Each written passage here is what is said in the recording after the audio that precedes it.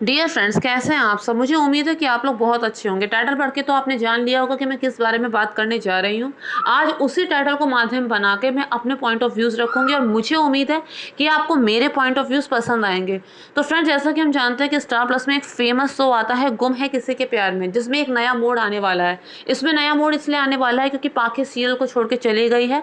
उसका ये कहना है कि मैं निगेटिव रोल से बहुत ज़्यादा तंग आ गई हूँ और अब लोग मुझे सच्ची मुझ पर बुरा समझने लगे हैं, तो इसलिए अच्छा यही है कि मैं अब गेम से क्विट कर लूँ। तो इस वजह से कहानी को आगे बढ़ाने के लिए और ऐसा ना लगे कि लोग बोर ही हो जाएं, इसलिए कहानी में एक बहुत बड़ा लीप आने वाला है, एक बहुत बड़ा चेंज आने वाला है, बहुत बड़ा बदलाव होने वाला है और कहानी बहुत साल आगे चली जाएगी।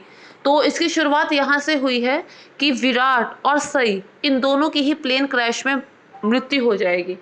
अब बात ये आती है कि लॉजिक, अगर हम लॉजिक की बात करें तो लॉजिक को इस समय किनारे ही रखना सही रहेगा।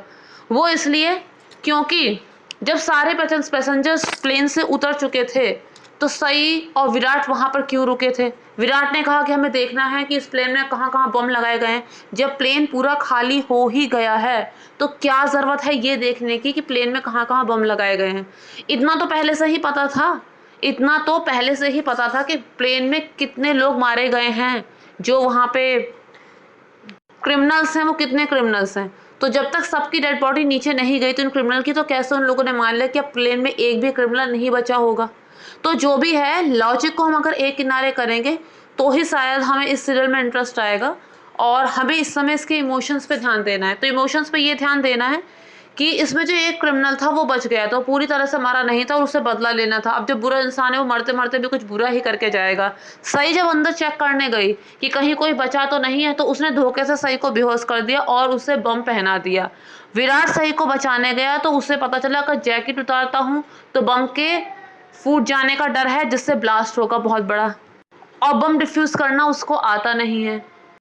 टाइम बहुत कम है इसमें ऐसा बताया गया है, लेकिन ये भी हो सकता था कि जब उसने बम को देखा था वो तुरंत नीचे आके बता सकता था कि तुरंत बम स्क्वाड टीम को भेजा जाए, लेकिन वो टीम भी वहाँ पे देर से पहुँचती है। दूसरी बात, जब इन लोगों के पास समय था, जब इस तरह की कोई कंडीशन नहीं थी, तब वो दोनों अपनी अपनी जिद में थे। सई की अपनी अलग जिद थी, विराट की अपनी अलग जिद थी, और उस जिद के चलते इन्होंने एक तीसरे को एंट्री दी थी जिसे कहते हैं पाखी। अब उसके बाद आगे जो सही था, जो उसूल थे सही के, सही ने उसी अनुसार काम किया, उसमें वहां तक कोई गलती नहीं है। लेकिन अब जब अंतिम समय आ गया तब इन्हें अपनी अपनी गलती का एहसास है, और जब एहसास हुआ तब उसके लिए टाइम ही कम पड़ गया। कुल मिला के हम ये कह सकते हैं कि जिंदगी का कोई भरोसा नहीं है, तो इसलिए जब तक जिंदा रहना है दूसरों को भी चैन से जीने दो और खुद भी चैन से रहो। दूसरों को भी पीस ऑफ माइंड दो और खुद भी पीस ऑफ माइंड रखो, क्योंकि दुश्मनी निभाने पर अगर हम आए तो उसके लिए ज़िंदगी बहुत छोटी है।